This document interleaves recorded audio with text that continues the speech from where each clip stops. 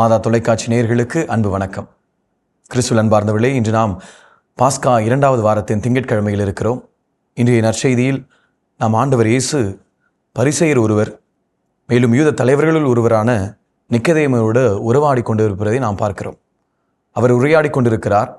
எப்படி அவர் பரிசேயராக இருந்தாலும், ஒரு யூத தலைவர்களுள் ஒருவராக இருந்தாலும், ஆண்டவர் இயேசுவில் ஏதோ ஒரு வித்தியாசமான ஒன்றை கண்டுகொள்கிறார். அதனால்தான் நிக்கதேம் கேட்கிறார், ரபி, நீர் கடவுளிடமிருந்து வந்த போதகர் என்பதை நாங்கள் அறிவோம். கடவுள் தம்மோடு இருந்தாலன்றி நீர் செய்யும் இவ்வரும் அடையாளங்களை யாரும் செய்ய இயலாது. எப்படிப்பட்ட ஒரு உண்மையை புரிந்து கொள்கிறார் பாருங்கள். கடவுளுடைய அருள், கடவுளோடு நீர் இருந்தாலன்றி நீர் செய்கின்ற செயல்கள் எல்லாம் செய்ய முடியாது. ஆக இயேசுவிடத்தில் ஆண்டவருடைய அருளை பார்க்கிறார், கடவுளுடைய அருளை பார்க்கிறார். ஆக அப்படிப்பட்ட ஒரு அருளை இயேசு வெளிப்படுத்துகிறார். ஆக நிக்கதேமுக்கு எவ்வாறு அந்த ஆண்டவர் இயேசுவிடத்தில் அந்த வெளிப்பாடு இருந்ததோ, அதே போல நாம் செய்கின்ற ஒவ்வொரு செயல்களும், நாம் பேசுகின்ற ஒவ்வொரு வார்த்தையும் ஆண்டவர் நம்மோடு இருக்கிறாரா, ஆண்டவர் நம் உள்ளத்தில் இருக்கிறாரா என்பதை வெளிப்படுத்த வேண்டும். ஆண்டவர் நற்கருணையில் நம் உள்ளத்தில் வரும்பொழுது நம்முடைய வார்த்தைகளும் சரி, நம்முடைய செயல்களும் சரி ஆண்டவரை போலவே இருக்க வேண்டும். அது மட்டும் இல்லாமல் இன்று அவர் அந்த உரையாடி கொண்டிருக்கும் பொழுது இயேசுவை பார்த்து மறுபடியும் பிறந்தால் என்று இயேசு அவரை பார்த்து கூறுகிறார், மறுபடியும் பிறந்தால் என்று எவரும் இறையாட்சியை காண இயலாது என மிக உறுதியாக உமக்கு சொல்கிறேன். இந்த மறுபடியும் பிறந்தால், மீண்டும் நிக்கதேம் அவரை நோக்கி செல்கிறார். வயதான பின் ஒருவர் எப்படி பிறக்க முடியும்? அவர் மீண்டும் தாயின் வயிற்றில் புகுந்து பிறக்க முடியுமா என்று கேட்டார். இயேசு அவரை பார்த்து, ஒருவர் தண்ணீராலும் தூய ஆவியாலும் பிறந்தால் என்று இறையாட்சிக்கு உட்பட இயலாது. அன்பார்ந்தவர்களே, நமக்கே தெரியும் நம்முடைய முதல் திருவிருச்சாதனம் திருமுழுக்கு என்று. அன்பார்ந்தவர்களே, திருமுழுக்கில் தூய ஆவி நம்மிடம் வருகிறார், அந்த குழந்தையிடம் வருகிறது. ஆண்டவர் தண்ணீரால் நாம் திருமுழுக்கு பெற்றுக்கொள்கிறோம். அந்த ஒவ்வொரு திருமுழுக்கிலும் நான் திருமுழுக்கு கொடுக்கும் பொழுது நான் அந்த பெற்றோர்களிடத்திலும் ஞான பெற்றோர்களிடத்திலும் சொல்வதுண்டு, அன்பார்ந்தவர்களே, உங்களுடைய பிள்ளைகள் இப்பொழுது ஆண்டவருடைய பிள்ளையாக மாறப்போகிறார்கள். அவர்கள் உங்களுடைய பிள்ளையாக இத்தனை நாட்கள் இருந்திருக்கலாம், ஆனால் இனி இந்த திருமுழுக்கின் வழியாக இறைவனில் பிறக்கப் போகிறார்கள், இறைவனோடு கலக்கப் போகிறார்கள், இறைவனுடைய பிள்ளையாக இன்று மாறப்போகிறார்கள், இன்று இறைவனுடைய திருச்சபையில் ஒரு உறுப்பினராக மாறப்போகின்றார்கள் என்று சொல்லி அவர்கள் மீண்டுமாக பிறக்கிறார்கள் ஆண்டவருடைய பிள்ளையாக. அதனால்தான் சில வேளைகளில் மிகவும் கஷ்டமாக இருக்கும். சில பெற்றோர்கள் தங்களுடைய குழந்தைகளுடைய திருமுழுக்கை தள்ளி போட்டு கொண்டிருப்பது.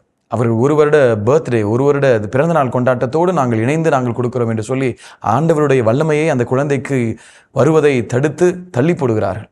ஆக அன்பார்ந்தவர்களே, நம்முடைய குழந்தைகள் இறைவனுடைய பிள்ளைகளாக மாற வேண்டும் என்பது நம்முடைய ஆசையாக இருக்க வேண்டும். உடனடியாக பிறந்த 3 மாதத்திற்குள்ளாகவே அந்த ஆண்டவரில் பிறக்க வேண்டும் என்ற அந்த ஆசை நமக்கு இருக்க வேண்டும். ஒவ்வொரு குழந்தையும் ஆண்டவருடைய பிள்ளையாக மாறி அவருக்கு பெயரிட்டு அந்த ஆண்டவருடைய பிள்ளையினுடைய பெயரை நாம் அவர்களை அறிக்கையிட வேண்டும். அப்பொழுதுதான் அந்த ஒரு தூய ஆவியுடைய வல்லமை அந்த குழந்தைக்கு நிச்சயமாக வரும். அதனால தான் பாருங்கள், தூய ஆவியால் பிறப்பவர் தூய ஆவியின் இயல்பை உடையவர்.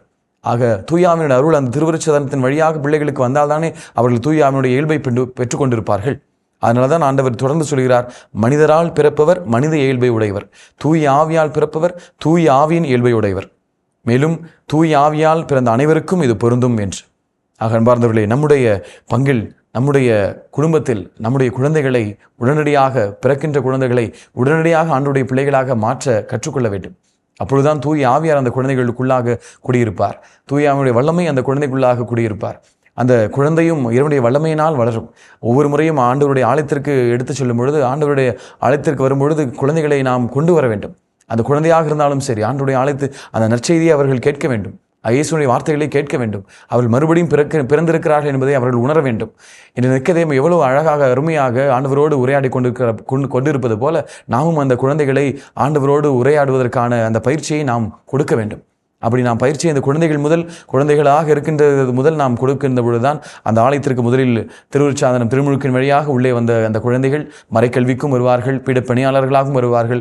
அந்த குழந்தைகள் அந்த ஆலயத்திற்குள்ளாகவே இருக்கும் பொழுது அவர்களுடைய வழிகள் என்றுமே மாறி செல்ல முடியாது. இறைவனுடைய பிள்ளையாகவே அவர்கள் வளருவார்கள்.